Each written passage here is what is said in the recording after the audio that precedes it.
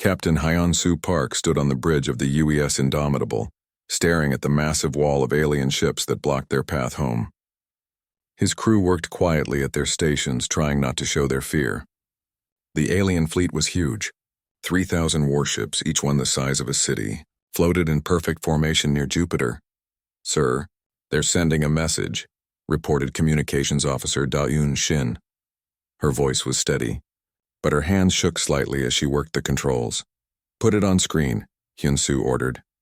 The main display flickered, then showed an alien face unlike anything humans had ever seen. The creature had scaled skin, yellow eyes, and teeth like sharp knives.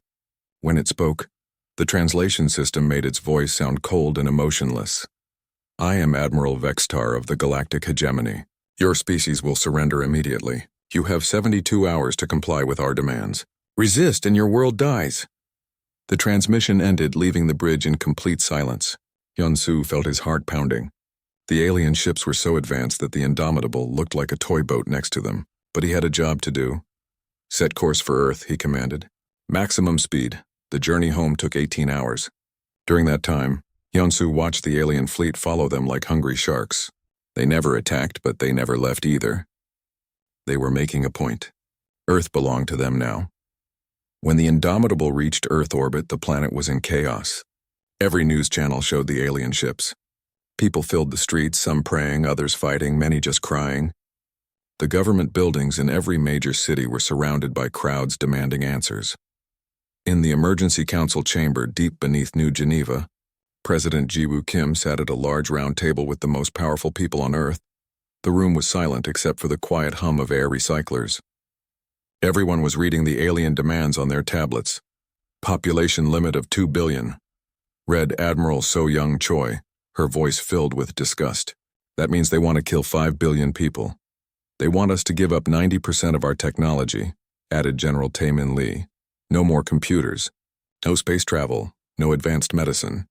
And we have to mine their dangerous asteroids and poisonous worlds," finished Dr. Min Ho-yoon. "Basically, they want us as slaves." President Kim set down her tablet and looked around the table. She was 60 years old and had fought many battles in her life. As a young woman, she had helped free Korea from the corporate armies that once ruled it. She knew what slavery looked like. "What are our options?" she asked quietly. General Lee spoke first. "Madam President, we have to surrender.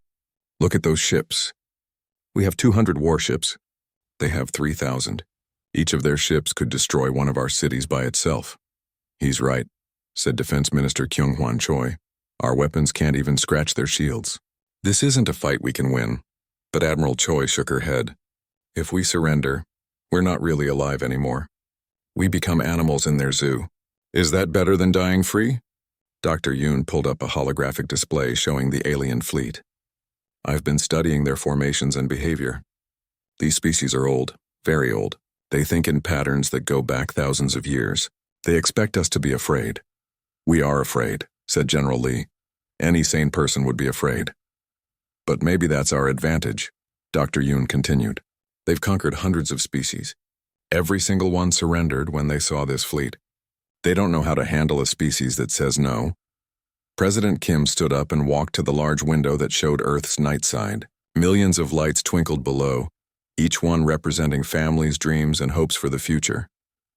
"My grandmother told me stories about the old days," she said softly, "when the corporations owned everything and people were just numbers in their profit calculations. She said the day people decided to fight back was the day they remembered they were human." She turned back to face the council. "These aliens see us as just another number. Another species to add to their collection.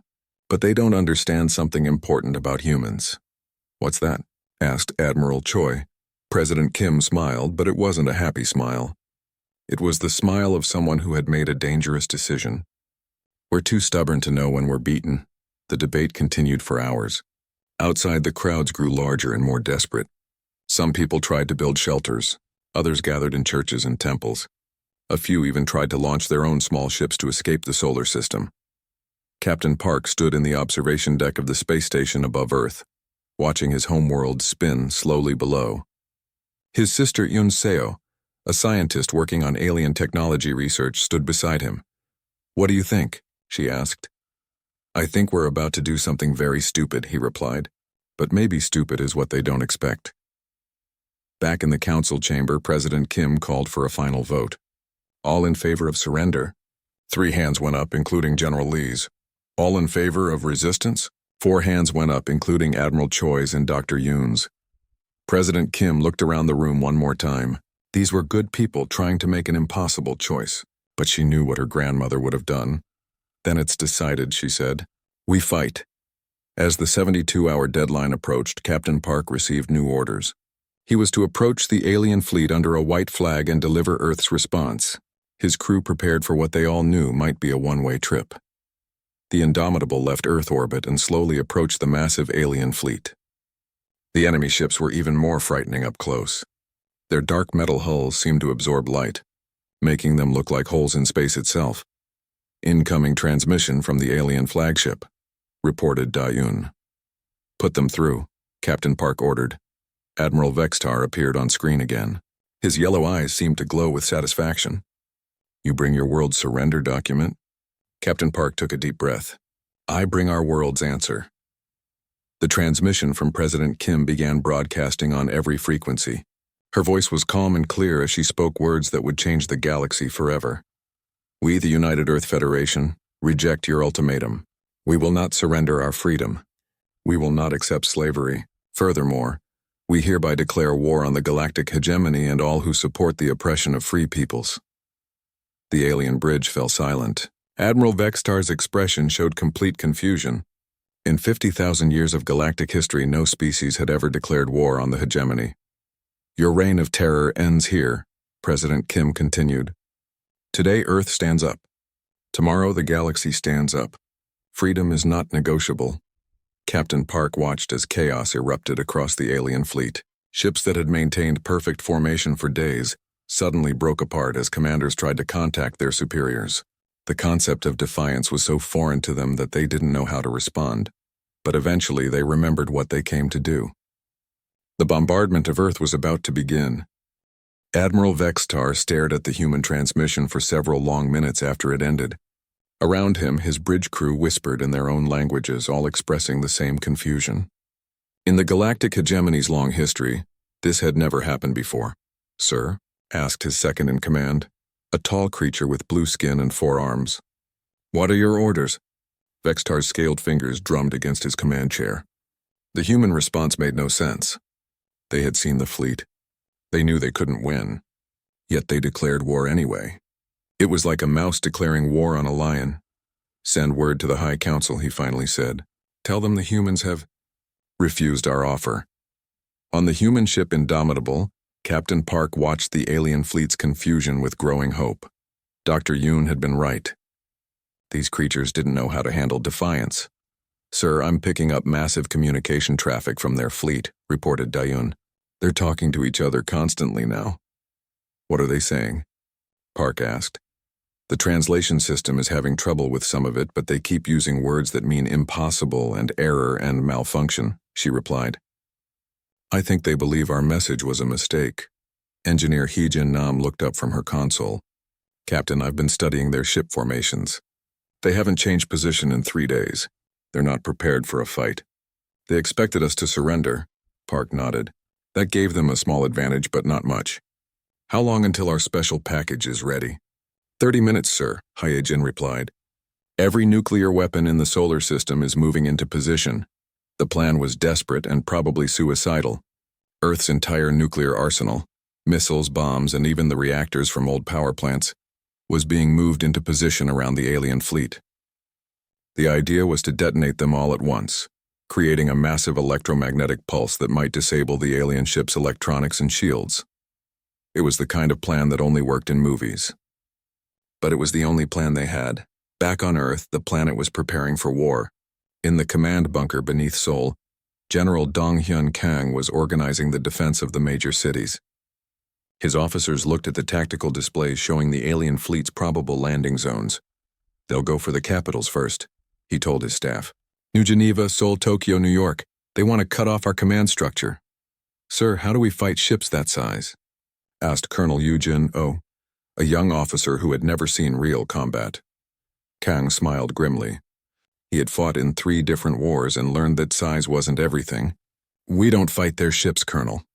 We fight their soldiers when they land. And if there's one thing humans know how to do, it's make life difficult for invaders." In the research facilities on Luna, Dr. Yunseo Park was working frantically with her team to analyze the alien technology they had observed. Every scan, every piece of data might give them an edge. "Their ships are incredibly advanced," she reported to the War Council via secure transmission. "But there's something strange about the design. It's like they haven't changed anything in thousands of years." "What does that mean?" asked Admiral Choi from her flagship. "It means they might be predictable," Dr. Park replied.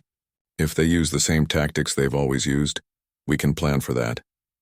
President Kim listened to the reports from her command center. The alien fleet was finally moving. Sensors showed the massive ships beginning to spread out in attack formation. The time for talk was over. "Admiral Choi, execute Operation Sledgehammer," she ordered. Across the solar system, nuclear weapons began moving toward the alien fleet.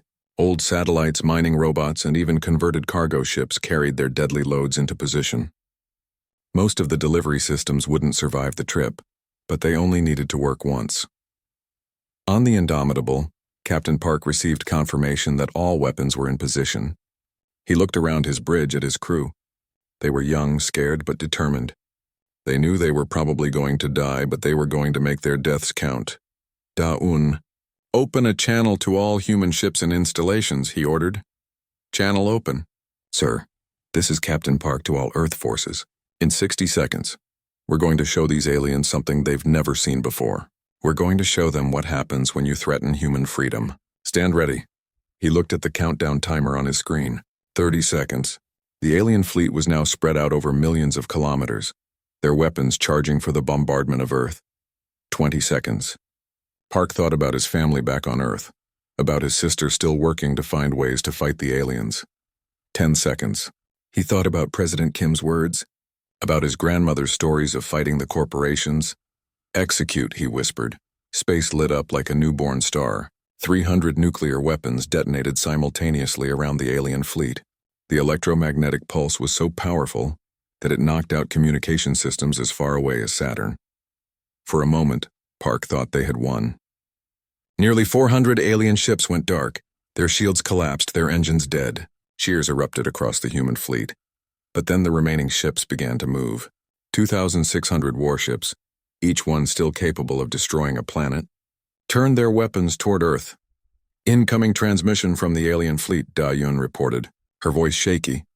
Admiral Vextar appeared on screen again, but this time his calm expression was gone. His yellow eyes blazed with anger. "You dare attack the hegemony fleet? Your species will suffer for this insult. We will make your death slow and painful." The first alien weapons fired, sending beams of energy toward Earth's moon. Luna Base vanished in a flash of light, taking 3,000 people with it. The message was clear: surrender now or watch your world burn piece by piece. But President Kim's response was broadcast to the entire fleet. "You wanted to see what humans are capable of? This is just the beginning. Every shot you fire makes us stronger. Every life you take creates 10 more enemies. Welcome to war." The battle for Earth had begun. Human ships, tiny compared to the alien vessels, swarmed around the massive enemy fleet like angry insects. They couldn't win through firepower, but they could win through determination. Admiral Choi led the human fleet in hit-and-run attacks, using Earth's asteroid fields for cover. Her ships were faster and more maneuverable than the alien vessels, which seemed designed for overwhelming firepower rather than dogfighting. "Sir, the humans are attacking in random patterns," reported Vextar's tactical officer. "Their movements don't follow any known military doctrine." Vextar watched the tactical display with growing frustration. The human ships should have been destroyed in minutes, but they kept dodging his weapons and striking back from unexpected angles. It was like trying to swat flies with a club. They're not following standard protocols because they don't have any, he realized. Every species we've conquered fought according to established patterns. These humans are making it up as they go. On Earth's surface, the first alien landing craft began their descent toward the major cities, but they found something waiting for them that they hadn't expected. A planet full of angry humans who had nothing left to lose. Colonel O watched from her command post as the first alien troops landed in Seoul. They were professional soldiers, well-equipped and disciplined. But they had never fought an enemy that turned every building into a fortress and every civilian into a potential threat. "Welcome to Earth," she whispered, and gave the order to begin the urban warfare that would make the aliens regret their decision to invade. The war that the galactic hegemony expected to end in hours was just beginning. And for the first time in 50,000 years, the predators had become the prey. The battle for Earth raged for 6 weeks, turning the beautiful blue planet into a scarred battlefield. In orbit, Admiral So Young Choi commanded what remained of Earth's space fleet from her flagship, the Phoenix. Her 200 ships were now down to 60, but they kept fighting. "Admiral, 3 more alien destroyers approaching from Sector 7, reported her tactical officer, Lieutenant Jun Seo Lee. "Understood. Tell the brave heart and soul's pride to swing around and hit them from behind," Choi ordered. "We'll keep them busy from the front." The human ships were smaller and weaker, but they had learned to work together in ways the aliens couldn't understand. While one group distracted the enemy, another would strike from an unexpected angle. It wasn't enough to win, but it was enough to make the aliens pay for every victory. On the ground, the fighting was even more brutal. Colonel Yu Jin-oh crouched in the ruins of what used to be Seoul's financial district. Around her, the city burned. Alien troops moved through the streets in formation, their advanced weapons cutting through buildings like paper. But the humans were learning. In 6 weeks of constant fighting, they had discovered that the aliens were strong but not smart about urban warfare. They followed patterns, always advancing in the same formations, always expecting their enemies to run away. "Squad 2, hit them from the left when they reach the intersection," Oh whispered into her radio. "Squad 3, wait for my signal, then collapse the building on them." The alien patrol walked into the trap perfectly. They were so confident in their superior technology that they never looked for ambushes. The building came down on top of them, crushing 10 soldiers in powered armor that could stop bullets but not falling concrete. In the underground tunnels beneath the city, thousands of civilians had become fighters. They used the old subway system to move around unseen, striking at alien supply lines and communication posts. "The enemy doesn't understand our cities," Oh explained to a group of new volunteers. "They see buildings and streets. We see hiding places and weapons. Every window is a sniper's nest. Every sewer drain is an escape route. This is our home, and we know it better than they do." Captain Park was still alive, though his ship had been destroyed 3 weeks ago. He now commanded a small fleet of captured alien vessels that his crew had learned to operate. The technology was strange, but humans were good at adapting. "Sir, we've got the captured command ship working," reported Engineer Nam from the engine room. "The aliens use a lot of automated systems. Once we figured out how to hack them, it became easier." Park studied the alien star charts they had found. The enemy fleet was spread across the solar system now, with different groups attacking Earth's colonies on Mars, Europa, and Titan. But they were also getting supplies from somewhere outside the system. "Where are their reinforcements coming from?"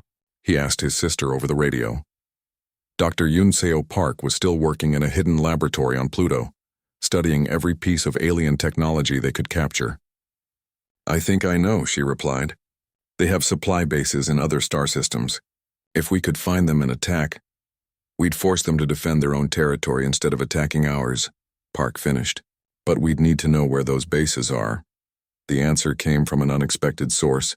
During a raid on an alien command post, human soldiers captured a wounded enemy officer. Unlike the proud Admiral Vextar, this alien was young and scared. Under questioning by intelligence officer Narai Lim, the prisoner revealed something important. The alien forces were not as united as they appeared. The galactic hegemony was actually a collection of different species, and not all of them agreed with the war. "The Corvan warriors think this fight is taking too long," the prisoner said in broken English. "They want to use planet-killer weapons and be done with it. But the Nexari say that would destroy valuable resources." "What kind of planet-killer weapons?" Lim asked. "Big bombs that crack planets apart. They use them on other species that wouldn't surrender. But they haven't used them here because they want to keep your world for mining." This information changed everything. Earth's resistance wasn't just saving human lives. It was buying time for other species throughout the galaxy. The longer the war lasted, the more the hegemony's unity would crack. General Donghyun Kang used this knowledge to plan new strategies. Instead of trying to win battles, Human forces focused on making the war as expensive as possible for the aliens. Every victory had to cost them ships, soldiers, and time. "We're not trying to defeat their army," he explained to his officers. "We're trying to defeat their will to fight. Every day this war continues, their empire gets weaker." The strategy was working. Intercepted alien communications showed growing frustration among their commanders. Species that had been allies for thousands of years were starting to blame each other for the failure to quickly conquer Earth. But the cost to humanity was terrible. Entire cities lay in ruins. Billions of people lived in underground shelters, eating emergency rations and drinking recycled water. The beautiful planet that had been humanity's home was becoming a wasteland. President Kim visited the front lines as often as she could, trying to keep morale high. In a bombed-out hospital in New Seoul, she spoke to wounded soldiers and civilians. "Why don't we just give up?" asked a young girl whose family had died in the bombing. "Maybe it would be better to surrender." Kim knelt down beside the girl's hospital bed. "Because giving up means forgetting who we are. It means accepting that some people have the right to own other people. Your parents died fighting against that idea. If we surrender now, their sacrifice means nothing." The girl thought about this for a moment. "Will we win?" Kim looked out the broken window at the alien ships that still filled the sky. "I don't know if we'll win, but I know we'll never stop trying." That night, human forces launched their most daring raid yet. Captain Park led a team of volunteers and captured alien ships toward the enemy's main command vessel. The goal was not to destroy it, but to capture it and learn the location of the hegemony's central command. The mission was almost impossible. The alien flagship was surrounded by hundreds of guard ships and protected by the most advanced shields in the galaxy. But the humans had one advantage. The aliens still didn't understand how humans thought. "Remember, we're not supposed to be heroes," Park told his team as they approached the enemy fleet. "We're supposed to be smart. Hit fast, grab what we can, and get out." The attack came from 6 different directions at once. While most of Park's ships created a distraction, a small team in a captured alien shuttle slipped through the chaos and docked with the flagship. The alien guards weren't watching for their own ships. Inside the massive vessel, the human boarding party moved quickly through corridors designed for creatures twice their size. The ship was like a floating city, with thousands of rooms and passages. But they had studied the layout from captured data files. "There," whispered Sergeant Woo Jin Park, pointing to a heavily guarded door. "That should be the central computer core." The fight to reach the computer was brief but violent. Human weapons, designed for fighting other humans, were surprisingly effective against aliens who had grown soft from centuries of easy victories. Within minutes, the boarding party had control of the flagship's brain. "Download everything," Captain Park ordered. "Ship positions, supply routes, command codes, everything." The data they captured was beyond their wildest hopes. Not only did they learn the location of the hegemony's central worlds, but they discovered something that changed the entire war. The galactic hegemony was not as strong as it appeared. The empire was old, tired, and divided. Many of their subject species were already in rebellion. Some had been fighting secret wars against the hegemony for decades. Earth's public defiance had inspired hope throughout the galaxy. "Sir, we need to go," reported Nam. "Enemy reinforcements are coming." Park looked at the data they had collected. It was enough to plan a counterattack that could take the war to the enemy's home territory. But first, they had to survive long enough to use it. As their ships fled through the alien fleet, Park sent a coded message to Earth. "Package delivered. Time to take the fight to them." President Kim received the message in her bunker deep beneath the Swiss Alps. Around her, the War Council studied the new data with growing excitement. For the first time since the invasion began, they had real hope. "Ladies and gentlemen," she announced, "it's time to go on the offensive." 3 months after the invasion began, Earth looked like a different planet. The blue skies were gray with smoke, the green forests were burned wastelands, and the bright cities were piles of rubble. But deep underground, humanity was far from defeated. General Kyung-hwan Choi stood in the command center hidden inside an asteroid mining station in the belt between Mars and Jupiter. Around him, officers from dozens of different colonies worked at computer terminals, coordinating resistance operations across the solar system. "Sir, the strike team on Europa reports success," said Commander Sung Woo-han. "They destroyed the alien fuel depot and captured 3 supply ships." "Good. What about the Mars operation?" Choi asked. Colonel Taejin Yu says his people need another week to get into position. The aliens have increased security around their main base. Choi nodded and moved to the tactical display that showed the entire solar system. Red dots marked alien positions. Blue dots showed human resistance cells. There were hundreds of blue dots scattered throughout space. Hidden bases, armed civilian groups, and refugee camps that had become military training centers. The war had changed both sides. The aliens controlled most of the major planets and cities, but they were learning that controlling territory and controlling people were two different things. Every day brought new attacks on their supply lines, communications, and isolated outposts. On Earth, the resistance was led by Commander Yujin-Oh from her headquarters, in the ancient tunnels beneath Seoul. The old subway system had become an underground highway for fighters moving between different parts of the city. The aliens patrol the surface during the day, she explained to a group of new recruits, but they don't like going underground. Something about enclosed spaces makes them nervous. So we live like moles and strike like lightning. Her forces had grown from a few hundred soldiers to thousands of civilians who had learned to fight. Teachers, doctors, mechanics, and students all worked together to make life difficult for the occupying army. Remember, we're not trying to win big battles, Oh continued. We're trying to make them afraid to leave their bases.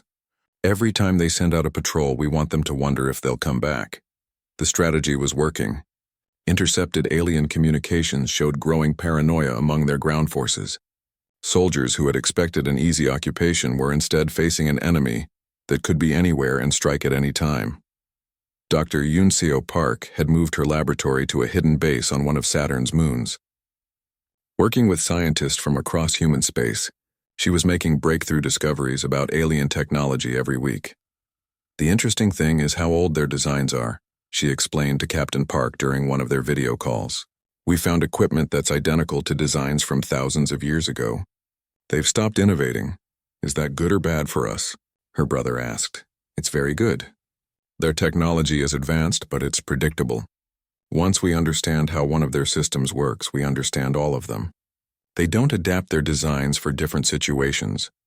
This discovery led to new weapons and tactics that specifically targeted alien weaknesses.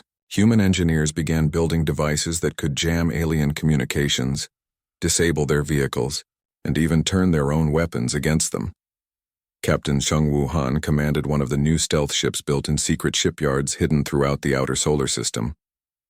His vessel, the Retribution, looked like an alien design but had been completely rebuilt with human technology. We're faster than their ships, more maneuverable and harder to detect, he reported to the Resistance Command. The only problem is we can't build them fast enough. How many do we have operational? Asked General Choi. 37 with 12 more coming online next month. It's not enough to fight their main fleet, but it's enough to cause serious problems. The stealth ships were being used to attack alien supply convoys, rescue prisoners, and gather intelligence. Each success brought new information about enemy movements and weaknesses. Intelligence Officer Narai Lim had become an expert at reading alien communications. Working from a hidden base on Pluto, she and her team monitored enemy transmissions across the galaxy. The big news is what's happening outside our solar system, she reported during the weekly command briefing. Species that have been under hegemony control for centuries are starting to rebel. How do we know this? Asked President Kim from her bunker on Earth. Increased military communications, requests for reinforcements, complaints about local disturbances. The aliens are trying to keep it secret, but their empire is falling apart. This was the best news the Resistance had received since the war began. Earth's defiance was inspiring other species to fight back against their oppressors. But it also meant the hegemony might get desperate and use their most dangerous weapons. The proof came too, weeks later when alien planet-killer weapons destroyed 3 rebellious worlds and distant star systems. The message was clear: surrender or be obliterated. But instead of frightening other species into submission, the massacres only made them angrier. More worlds joined the rebellion, and alien forces found themselves fighting on dozens of fronts simultaneously. They're making the same mistake empires always make, observed President Kim during a strategy meeting. They think fear will solve their problems.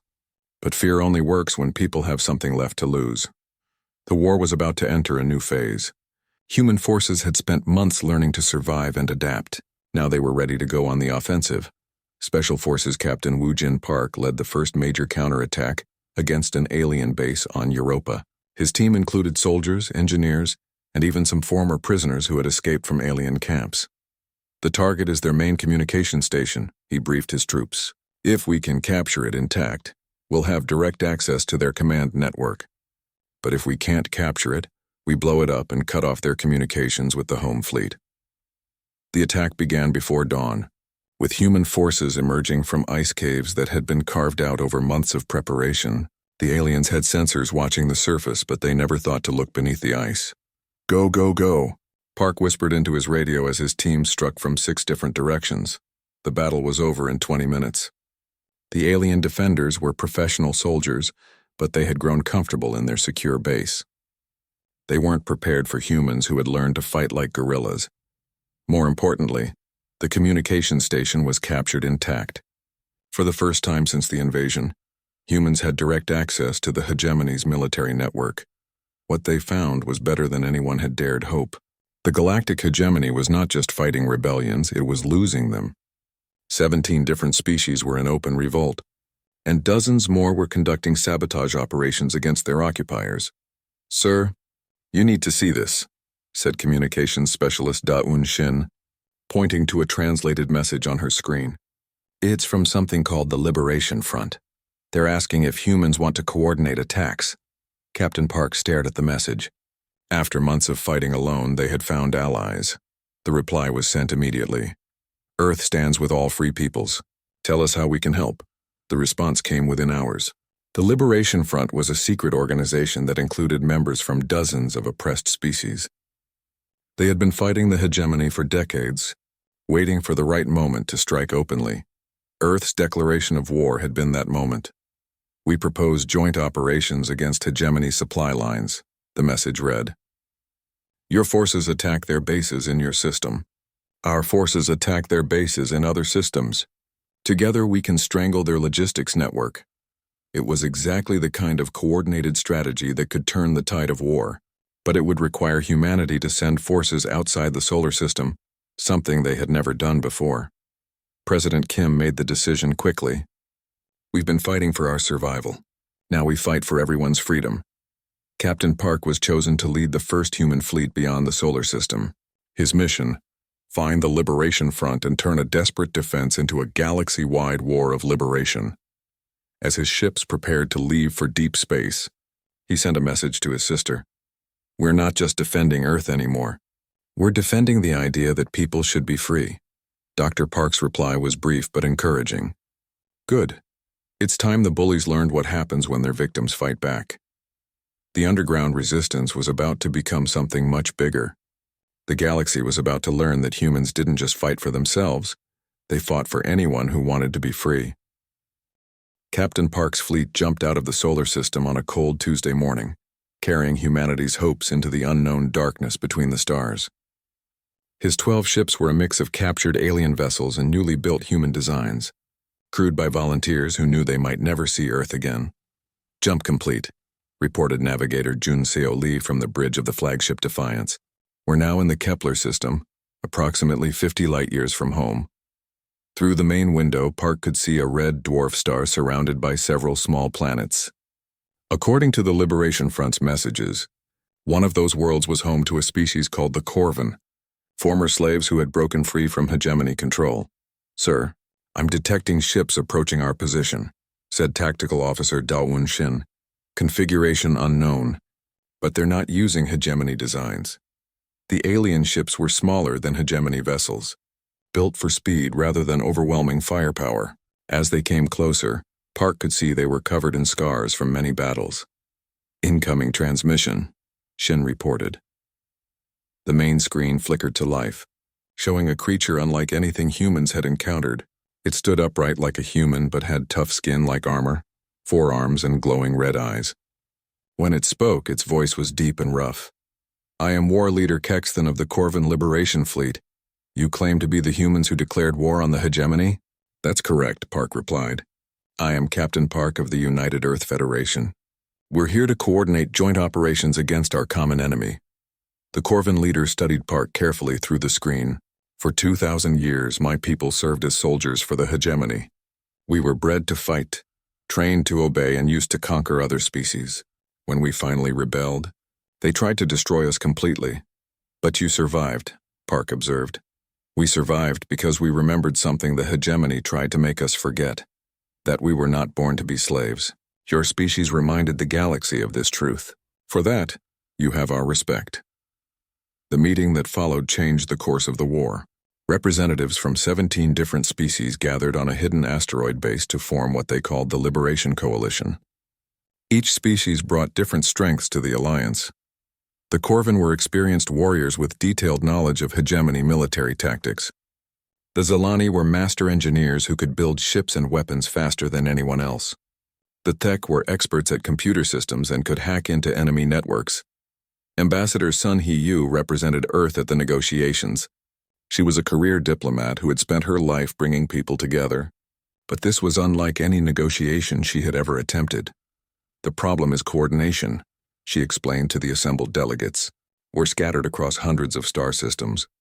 The hegemony can attack us one at a time unless we work together.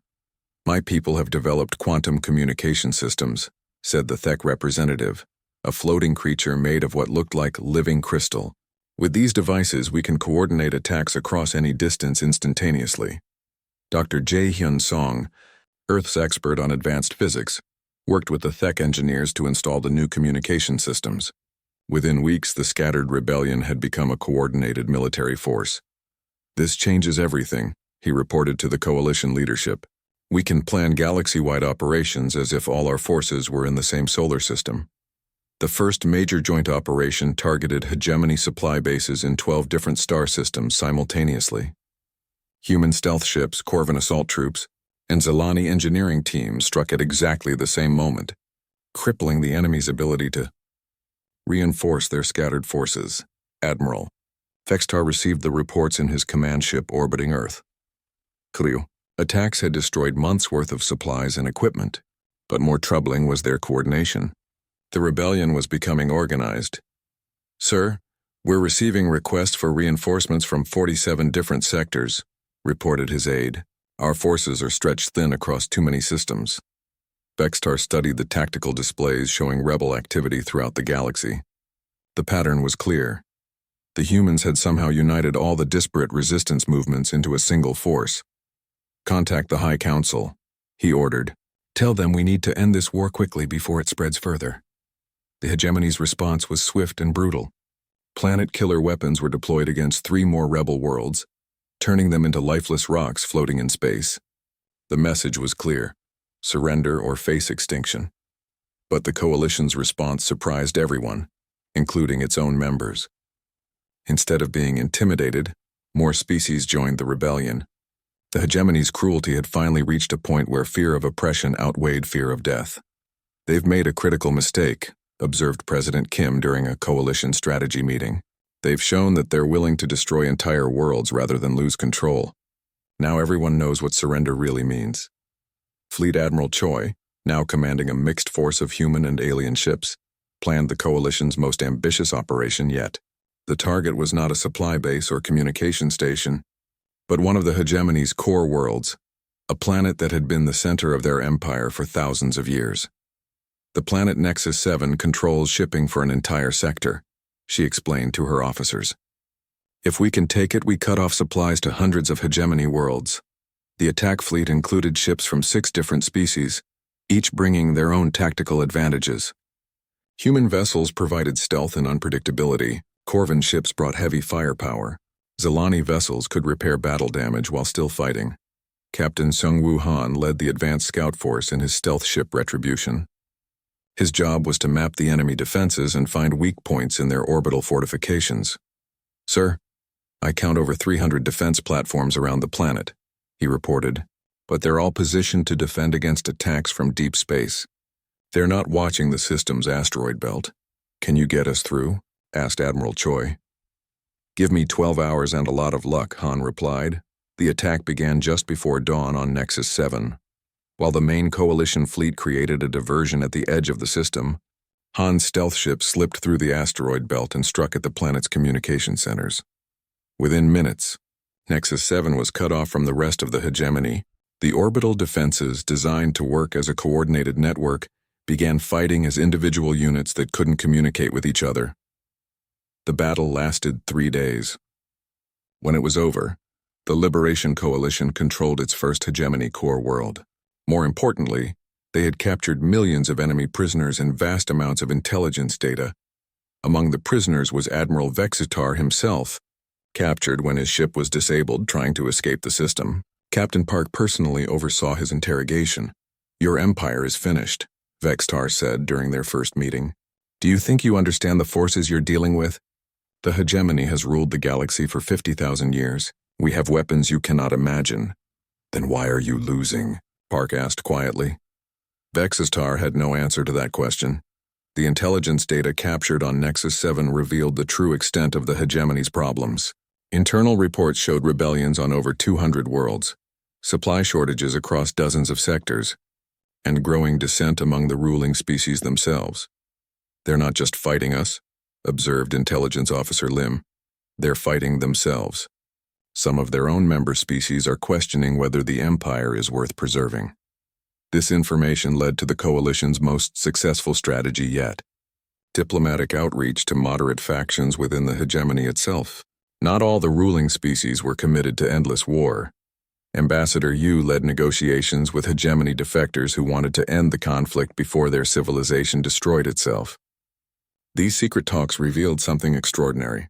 Even Admiral Vexitar had been advocating for negotiations before he was overruled by hardliners. "There are hegemony leaders who recognize that this war cannot be won," she reported to the Coalition Council. "They're willing to discuss terms for a new galactic order based on cooperation rather than domination." The war was entering its final phase. The Liberation Coalition now controlled nearly half the galaxy, and the hegemony's remaining forces were scattered and demoralized. But the hardliners still controlled the most powerful weapons in the galaxy, and they were preparing for one final, devastating assault. The question was no longer whether the Coalition could win the war, but whether anyone would survive the hegemony's last desperate attempt to maintain control. President Kim received the intelligence reports in her command center on the liberated world of New Hope, formerly a hegemony slave colony. Around her, representatives from dozens of species worked together to plan the final campaign.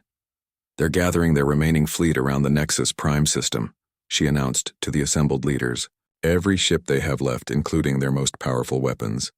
They're planning to make their last stand at the capital of their empire. Then that's where we'll end this war," declared war leader Kexthon. One way or another, the final battle for the galaxy was about to begin.